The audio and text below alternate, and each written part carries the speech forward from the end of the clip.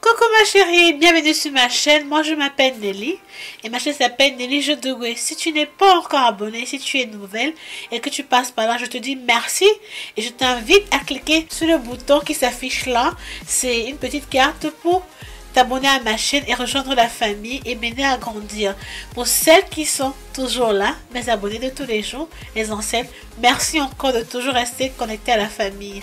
Et je t'invite aussi, si tu ne veux surtout pas rater mes vidéos, à cliquer sur la cloche de notification pour recevoir mes notifications chaque fois que je vais poster les mercredis et les dimanches. Parce que oui, je poste 2 fois par semaine, mercredi et dimanche. Tu ne veux surtout pas les rater. Aujourd'hui, je vais aborder un thème assez délicat. Je vais parler des problèmes des problèmes très sensibles qui touchent beaucoup de femmes comme toi et moi. Je vais parler d'infertilité, je vais parler de fibromes, de kyste et d'endométriose. Donc, je vais partager mon expérience avec toi. Si tu veux savoir de quoi il s'agit, si tu veux connaître mon expérience avec l'infertilité et toutes ces maladies, je t'invite à rester scotché et regarder la vidéo jusqu'à la fin. Tu ne seras pas déçu. Et à tout de suite.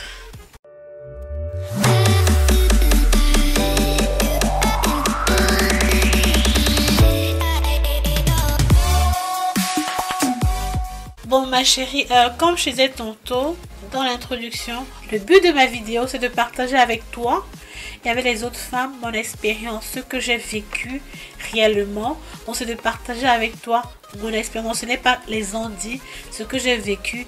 Et aussi j'aimerais sensibiliser beaucoup de filles comme toi ou de femmes qui ne savent peut-être pas que ça existe ce genre de choses ou qui ne savent pas qu'elles peuvent avoir ça, d'être au courant et de savoir quoi faire quand on le sait.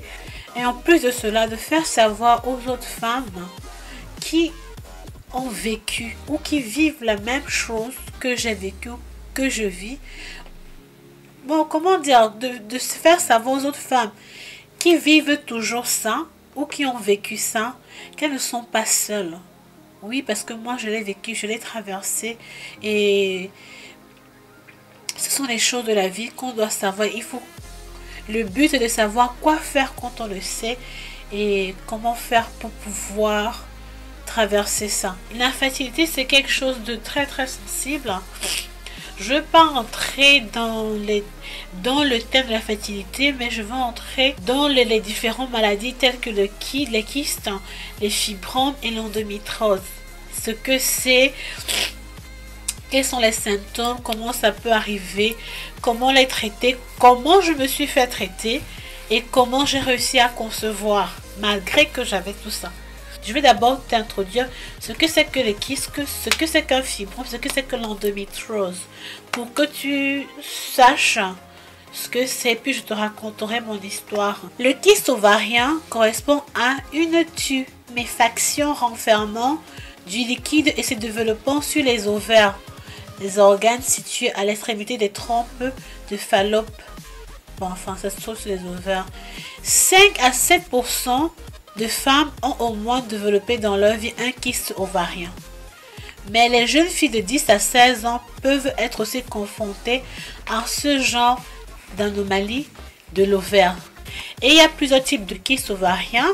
À quoi ressemble un kyste? Je vais essayer de mettre une photo là pour que tu puisses voir à quoi ressemble un kyste ovarien. Et les kystes sont souvent là aux extrémités des trompes là, comme tu peux voir, aux extrémités des trompes.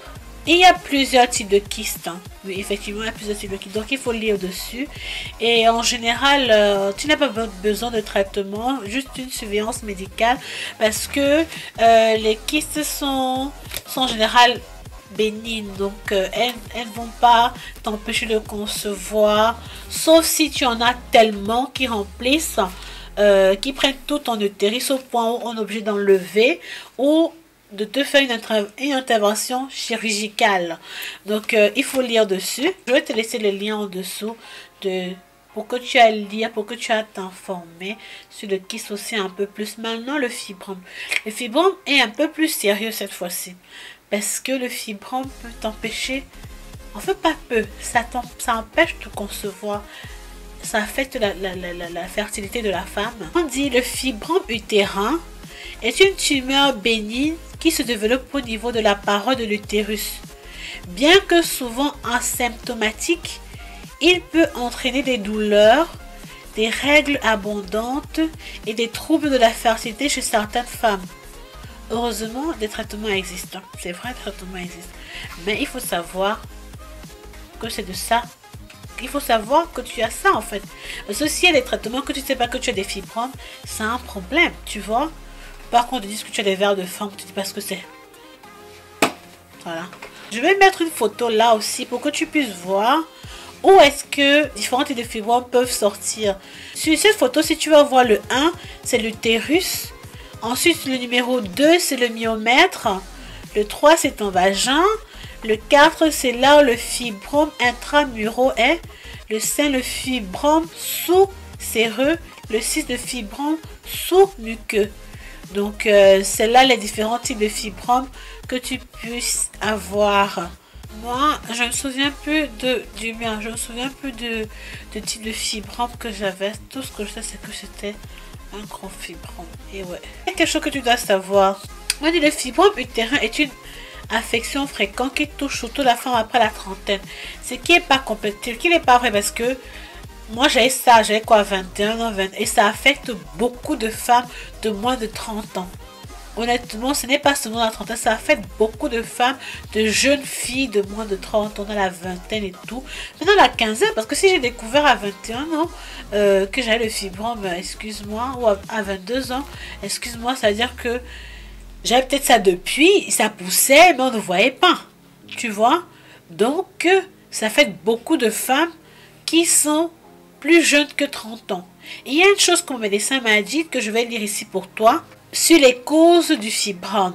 Parce que on dit qu'il y a plusieurs causes. Les causes peuvent être que ça doit être tu as des antécédents avec la famille, ta mère ou ta soeur, mais il y a aussi les origines ethniques. Mon médecin me dit pareillement que en Angleterre, je crois que la statistique montre que la majorité des femmes afro-américaines ou afro-caribéennes sont celles qui ont le plus de fibromes et non le plus de fibromes. On ne sait pas pourquoi, mais je crois que dans les statistiques, les afro-africaines, caribéennes ou africaines-américaines ont plus ça que d'autres personnes, que d'autres races, que d'autres ethnies, je veux dire. Et les fibromes chez nous, apparemment, sont souvent plus gros, plus nombreux et apparaissent à un âge plus précoce. Comme je disais tantôt, ça apparaît à un âge plus précoce, effectivement, chez les femmes noires comme nous, africaines ou américaines ou caribéennes. Ça vient plus tôt, ça peut aussi être plus gros, tu vois. Le surpoids, l'apparition des règles avant 12 ans L'apparition des règles avant 12 ans peut aussi favoriser l'apparition de fibromes. Effectivement, comme je te dis tantôt, moi, mes règles ont commencé avant 12 ans. Les conséquences du fibrome sont très dangereuses. Ça peut te donner des règles très anormales. Ça affecte ta fertilité, tu peux ne pas concevoir. Et aussi, ça peut te donner des rapports sexuels douloureux. Donc, c'est pareil avec les kystes. Les kystes et les fibromes, dépendant de l'emplacement où ils sont, un kyste, un fibrome. Les kystes et les fibromes, dépendant de l'emplacement où ils sont, peuvent te donner des rapports sexuels très douloureux.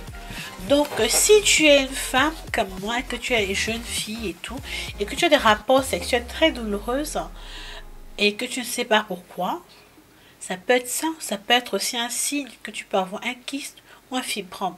Donc, je t'invite à faire beaucoup de recherches là-dessus et surtout ne néglige rien. Je vais laisser en commentaire le lien pour que tu ailles cette fiche sur le fibrome parce que c'est très important sur les différents traitements qu'on te propose à prendre et tout. Maintenant, l'endométriose. L'endométriose, c'est celui qui est pour moi, quand le médecin m'expliquait, c'est celui qui est la plus dangereuse dans la fertilité de la femme.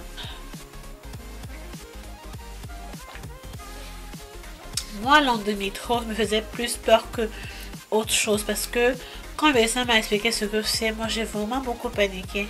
Et c'est pour ça que je t'invite attentivement, lire l'article que je vais laisser en dessous et aussi faire des comparaisons avec mon histoire et aller te faire, aller mentionner ça à ton médecin parce que beaucoup de médecins en Afrique, surtout, ne veulent pas, moi je pense que c'est délibéré, ne veulent pas dire aux femmes ce qu'elles ont parce que l'argent n'entre pas.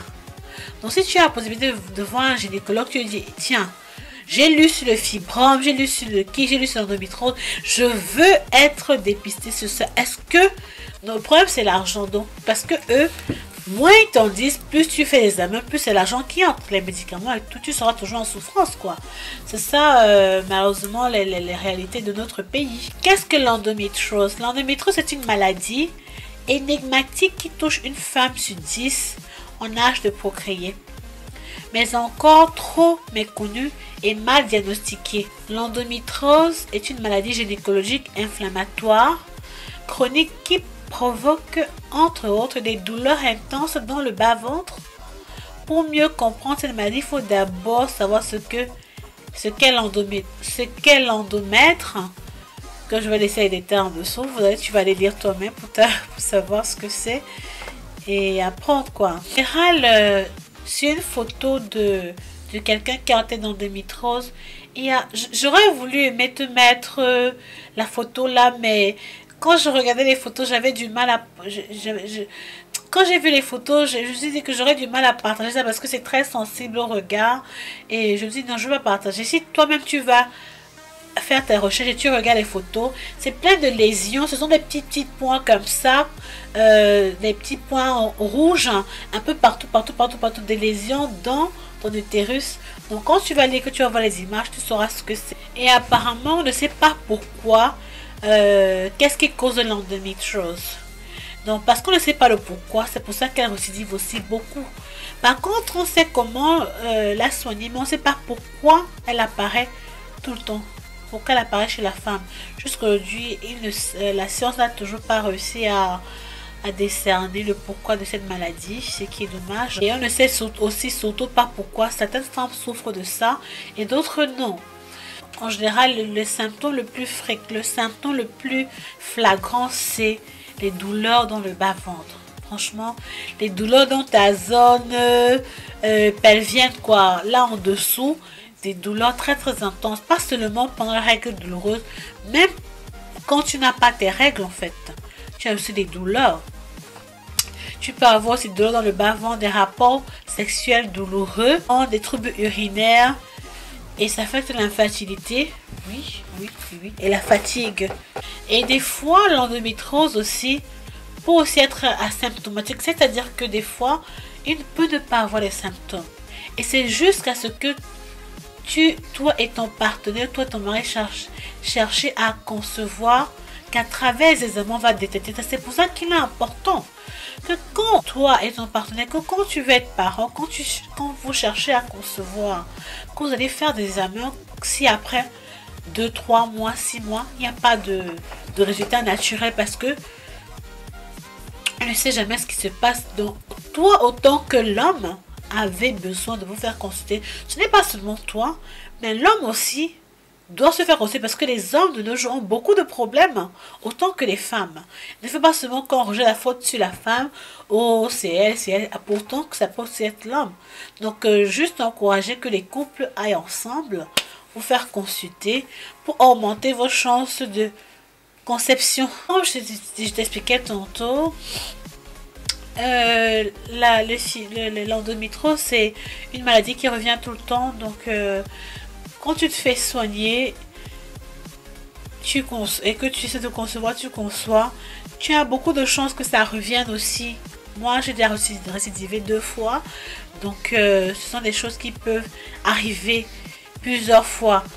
Donc, soit c'est à travers les médicaments, soit c'est à travers la chirurgie qu'on va te soigner. Je vais te mettre les liens où tu pourras lire par rapport à ces 3 maladies. Tout d'abord, beaucoup d'entre vous peuvent savoir, si elles me connaissent depuis que je suis petite, moi j'ai grandi, j'étais plutôt assez maladive en grandissant. J'étais très malade, j'étais toujours entre les hôpitaux et la maison, toujours entre 2 perfusions, 2 injections. Donc en fait, on me connaissait comme la petite Gaëlle qui était malade, quoi. Donc la petite Nelly tout le temps malade. J'étais comme ça là, toute mince. C'était toute maigrichonne, honnêtement, en grandissant. J'étais toute maigrichonne. Ce qui a fait que moi, mes règles sont...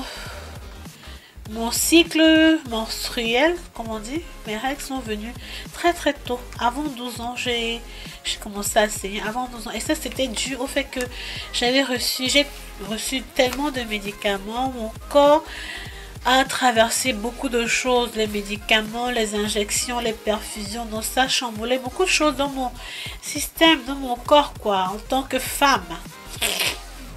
Et quand j'ai commencé à avoir mes règles quelques années plus tard, j'ai expérimenté vraiment des règles très très douloureuses.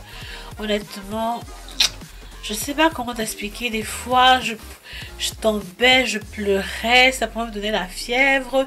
J'avais tellement mal, honnêtement. Et tu sais, en Afrique, je sais pas dans quel pays d'Afrique tu es. Moi, chez nous au Cameroun, et souvent un terme qu'on utilise là, on dit les vers de femme. C'est quoi les vers de femme sérieux? C'est pas une maladie, c'est pas un terme vraiment qui existe qu'on t'explique pas juste que tu dois avoir les vers de femme et tout. Et c'est quoi? Personne ne sait exactement ce que c'est. J'avais tellement les problèmes douloureux là, ma mère, je peux pas te dire le nombre de gynécologues qu'on m'a même emmené, que ce soit les hôpitaux publics, privés. Elles m'ont emmené dans tellement de privés, tellement de publics, tellement de gynécologues. J'ai fait tellement de scans. Oh, scans, c'est encore quand je veux toujours le nom. J'ai fait tellement de scans, honnêtement, des scans échographies. Moi, ne m'a jamais, mais je te dis, mais jamais rien dit. C'est à se demander, mais je m'excuse honnêtement, je vais être vraiment français, te demander, mais est-ce que ces médecins l'ont vraiment étudié? Pourtant, beaucoup d'entre ces médecins ont étudié en Europe, hein, et sont rentrés, on étudié la gynécologie en Europe et sont rentrés en Afrique. Mais pourquoi personne n'arrivait à dire à ma mère que, tiens, voilà ce que ta fille a, voilà. C'était toujours l'argent des examens, à gauche, à droite, par-ci, par-là. Ma mère a dépensé tellement de millions de francs CFA, je t'assure, tu peux pas imaginer. Mais il n'y avait pas de solution. On n'avait jamais pu lui dire ce que j'avais. C'est toujours le verre de femme. Et le verre de femme, c'est quoi? Et il n'y avait pas de traitement, quoi. Je veux dire, tu prenais juste des calmants, des antidouleurs, et puis tu supportes. Tu supportes. Bon, quelques années plus tard, quand je suis arrivée en Angleterre, honnêtement, grâce à ce pays, j'ai pu savoir enfin de quoi je souffrais. Et oui, le système de santé... Rien à dire, mais je vais t'expliquer. Je suis allée chez le médecin quand je suis enregistrée. Ça prend un peu beaucoup de temps. Donc, on m'a fait des referrals. Je vais t'écrire la définition de referral ici, là. Ce que ça veut dire. On m'a référé chez un gynécologue. Et puis, le gynécologue m'a fait faire plusieurs échographies et scans. Honnêtement, les scans que je faisais, échographie de surface, ne montrait rien. On ne voyait toujours pas sur le scan, les échographies, pourquoi j'avais autant de saignements, pourquoi j'avais autant de douleurs, pourquoi j'étais malade, pourquoi quand je suis à l'école, dès que mes règles commencent, je m'évanouis, je ne supporte pas. C'était affreux, honnêtement. Et quand tu es une jeune femme, tu as 21 ans, 20 ans, tu commences à réfléchir, mais tiens, oh, genre, tu commences à être un peu à l'aide, genre, le futur, là, devenir maman, concevoir, c'est comment? Au final, après avoir fait plusieurs scans échographiques qu'on n'a rien vu, on a décidé qu'il fallait qu'on me fasse ce qu'on appelle une laparoscopie. Et je vais mettre la définition ici pour toi, ce que c'est que la laparoscopie. C'est une opération chirurgicale, pas très compliquée. Je vais mettre la définition là. Je serai, sinon je mettrai dans les commentaires. Donc on m'a fait la laparoscopie. Le résultat de la laparoscopie, honnêtement, quand je suis entrée voir le gynécologue, c'était une femme. Et puis elle me dit listen Nelly, we've seen, on a vu. En fait, la raison pour laquelle on ne voyait rien, c'est parce que j'avais mais vraiment un très gros fibrant, tellement gros, presque 10 cm. J'avais un fibrome de presque 10 centimètres. Regarde là. 10 centimètres comme ça. Caché derrière mon utérus. C'est pour ça qu'on ne voyait pas de dessus. En fait, c'était vraiment caché. Et il y avait quelques kystes aussi. Et le plus flagrant de tout, c'est qu'on a vu, c'est que j'avais ce qu'on appelle endométriose, en français endométriose. Et c'était plein. J'ai dit au docteur, mais qu'est-ce que c'est? Je vais t'expliquer après tous ces détails-là, ce que c'est l'endométriose. J'avais plein de petits boutons. Elle m'a montré, c'était vraiment... Elle me dit, listen, this is not good. Ce n'est vraiment pas bon. Sinon, j'avais tout ça à la fois, tu imagines. J'avais les petits kystes. J'avais un gros fibrome. Et j'avais ce qu'on appelle l'endométriose. J'ai dit, mais et c'était justement la raison pour laquelle j'avais tout le temps des douleurs pendant mes règles et tous ces problèmes-là qu'on n'a jamais pu détecter quand j'étais au pays. Et j'étais vraiment désolant et navrant, je veux dire. C'était ma première fois, pour être honnête avec toi, d'entendre endométriose. Ce que elle m'a bien expliqué. Je vais entrer dans les détails avec toi, je vais lire avec toi ce que c'est. Elle m'a dit, bon, elle m'a expliqué les options. En général, parce que au point où j'en étais, j'étais célibataire, je n'avais pas envie de concevoir. Elle me dit, bon tiens, on n'a pas besoin de te faire opérer maintenant parce que les fibromes ont tendance à repousser, aussi que l'endométriose a tendance à revenir. Donc, il n'y a pas si tu n'es pas prête à concevoir maintenant, je propose qu'on puisse contrôler ton cycle menstruel, contrôler les douleurs pour que tu n'aies plus ces douleurs-là, que tu puisses vivre normalement, quoi. Est-ce que tu sois prête, que tu viens dire au médecin, tiens, docteur, mais voilà, je suis en couple, maintenant je suis mariée, je veux avoir des enfants, et tout, et tout, et tout, et tout. Donc, elle m'a mis sur injection. Et je prenais les injections chaque 3 mois. C'était une injection hormonale, j'ai oublié le nom de ça, qui faisait que je n'avais pas mes règles pendant 3 mois. Donc chaque 3 mois, je partais prendre l'injection. Je n'avais plus de règles du tout en fait. Donc ça arrêtait mes règles, j'avais plus de douleur. Donc pour la première fois, que j'ai cette injection, j'ai pas eu mes règles. Tu ne peux pas imaginer comment je me sentais, la joie de ça, comme on dit. J'étais tellement contente, tellement heureuse de ne pas avoir à traverser des douleurs, de ne pas avoir peur et pleurer pendant que la période menstruelle arrive. Tu peux pas imaginer. Donc, j'avais ça tout le temps, tout le temps, tout le temps. Chaque 3 mois, j'ai mon injection tranquille. Là, la vie continue. Bon, quelques temps plus tard, bon, pas quelques temps, peut-être 1 an plus tard, ou avant moins d'1 an, je commençais à avoir des douleurs intense dans le bas-ventre alors que j'avais pas mes règles. Donc je repars voir le médecin et on me renvoie encore faire un scan. Et cette fois-ci, je pense que ils ont trouvé, on n'avait toujours pas à voir directement avec le scan mon fibrome, quoi. Donc on a dû faire encore, on a dû encore m'envoyer faire une opération chirurgicale, laparoscopie. Et ma chérie, je te dis, cette fois-là, mon fibrome avait grossi jusqu'à 14 cm. Imagine ça. 14. Voilà, 14 cm. Tu imagines? De là à là, mon fibrome était déjà à 14 cm. C'est pour ça que j'avais mal. Et qu'il était temps de faire quelque chose. Donc, on m'a opéré. J'ai ce qu'on appelle open myomectomy. Je vais écrire le titre là. Open myomectomy, c'est une procédure où on ouvre carrément, c'est comme une césarienne, on ouvre en bas là, et puis on opère quoi, on m'a enlevé, on a brûlé les endométrioses, parce qu'il faut les brûler, ce qu'on appelle les endométrioses là, toutes ces pentes là, on les enlève parce que ça donne aussi les douleurs. On a enlevé ce gros fibrome, et quand on enlevait ce gros fibrome, il y avait un petit qui a commencé à pousser encore, donc on l'a enlevé.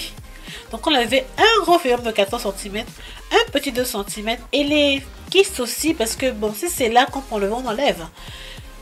Donc je n'ai pas vu tout ça, j'ai pas voulu les voir.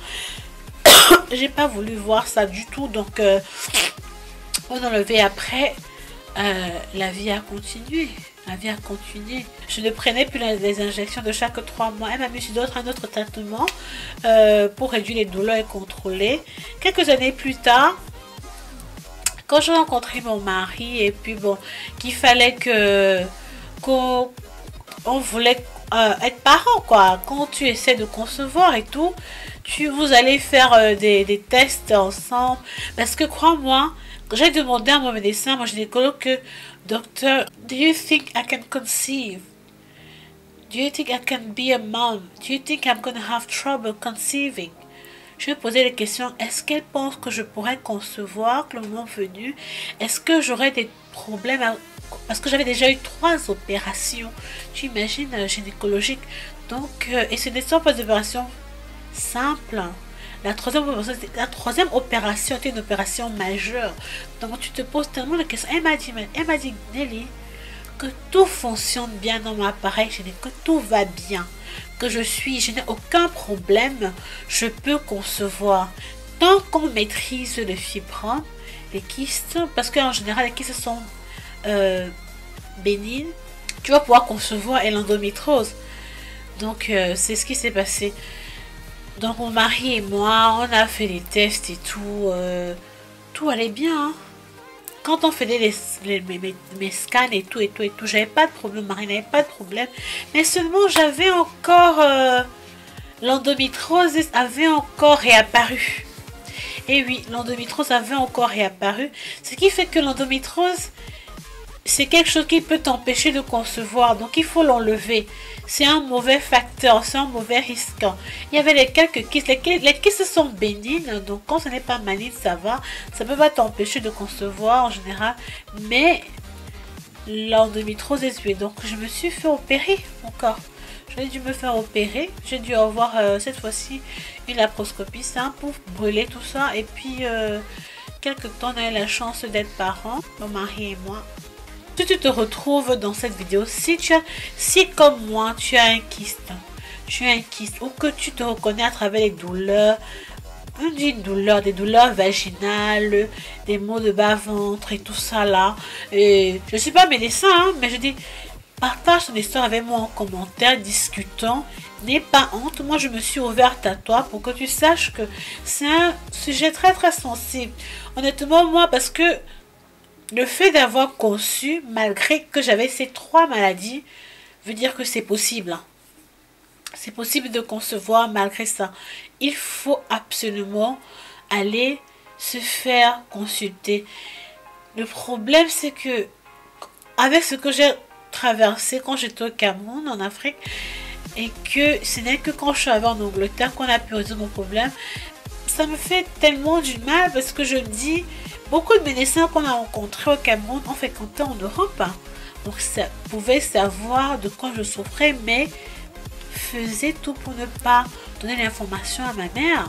Et ma mère faisait que dépenser pour les médicaments, pour les examens, pour ci, pour ça. Donc ça me fait tellement du mal et je ne sais pas, moi, mon approche a été d'aller à l'hôpital, me faire soigner à l'hôpital. Je ne sais pas d'autres moyens pour soigner ça, mais je sais qu'il faut se faire dépister. Voilà, c'est ça le terme que j'ai depuis. Il faut aller à l'hôpital. Et maintenant, comme tu connais ces 3 termes-là, si tu as un problème pareil et que ça te touche, je t'invite, va voir un gynécologue que tu n'as jamais vu. Et je lui dis, tiens, docteur, moi j'ai fait mes recherches, voilà. J'ai vu plusieurs médecins qui ne veulent pas, je voudrais que tu m'aides à faire tes examens pour découvrir pourquoi. Parce que tu veux concevoir, tu veux être maman. Et ces 3 maladies t'empêchent, peuvent être en train de t'empêcher d'être maman. Ce n'est pas peut-être toi le problème, c'est peut-être ton partenaire, mais tu aimerais savoir pour avoir le all clear du genre, ce n'est pas de ma faute, tu vois, c'est important que tu puisses te mettre là et dire, non, ce n'est pas de ma faute, hein. Eh oui, non, ce n'est pas de ma faute, non, ce n'est pas de ma faute, et pas du tout. Faute si on n'arrive pas à concevoir, parce que tu as prouvé par des tests que tout va bien. Ma chérie, honnêtement, avant de terminer cette vidéo, je vais te montrer mon ventre. Quand tu ne le sais pas, je suis maman d'un petit garçon. Je suis à ma 2e grossesse. Voilà ma 2e grossesse. Naturellement conçue malgré tous ces problèmes d'infertilité que j'ai eu. Donc ne baisse pas les bras. Ne te décourage pas. Si tu sais que tu souffres de ça et que tu n'as pas trouvé une solution, il y a des solutions. Essaie juste de d'en parler avec ton gynécologue et je te souhaite beaucoup de chance. Et si tu ne savais pas que ces maladies existaient, je t'invite à lire les articles, les liens pour les articles que je vais mettre en bas pour t'informer. Tu as besoin de t'informer, tu as besoin de te cultiver, de savoir ce que c'est pour pouvoir affronter. Donc quand tu te cultives et t'informes, pour pouvoir aller voir X ou Y et en parler. D'accord? Ça ne devrait plus être un secret. Beaucoup de femmes en souffrent au Cameroun, en Afrique, dans tous les pays de l'Afrique, dans tout le monde entier. Même ici, je connais des femmes qui sont pas de la race noire, qui souffrent de l'endométriose et qui récidivent tout le temps. Honnêtement, tout le temps. Elles n'arrivent pas à concevoir à cause de cela. Tu imagines? Moi, j'ai eu la chance de concevoir malgré ces 3 maladies. Et honnêtement, je suis, comment dire, je suis very grateful. Je rends grâce. Je sais pas le terme en français. Je le mettrai. Donc, j'espère que ce sera ta chance aussi bientôt. J'espère que, je prie que si tu n'as pas encore ce genre de problème, que tu n'aies pas ce genre de problème, que tu n'aies pas traversé ce genre de difficultés en tant que femme. Si tu l'as déjà traversé, que tu es sorti de la période de la tempête, ma chérie, force à toi, force à nous. Et si tu traverses encore cette période-là, je suis de tout cœur avec toi. Je te souhaite beaucoup de choses, beaucoup de choses. Sache que tout est possible. Ne baisse pas les bras, ne baisse surtout pas les bras. Merci d'être arrivé à la fin de cette vidéo. C'est gentil d'avoir regardé jusqu'à la fin. J'espère que cette vidéo a été intéressante pour toi. J'espère avoir partagé avec toi plein de choses que tu ne savais pas, mon expérience. Et j'espère que cette vidéo va beaucoup t'édifier et te rendre forte. Laisse-moi, n'hésite surtout pas à me donner un j'aime s'il te plaît, à t'abonner à ma chaîne si tu ne l'as pas encore fait, à partager. J'aimerais vraiment que tu partages ces vidéos au maximum parce que beaucoup de femmes là dehors ont besoin de savoir que c'est possible, ont besoin et peut-être ne savent même pas que ça existe. Aide-moi à partager ces vidéos au maximum de personnes. Laisse-moi tes commentaires en dessous. Clique sur la cloche de notification pour recevoir mes notifications chaque fois que je vais poster les mercredis et les dimanches. D'ici là, merci de l'avoir regardé. Ciao.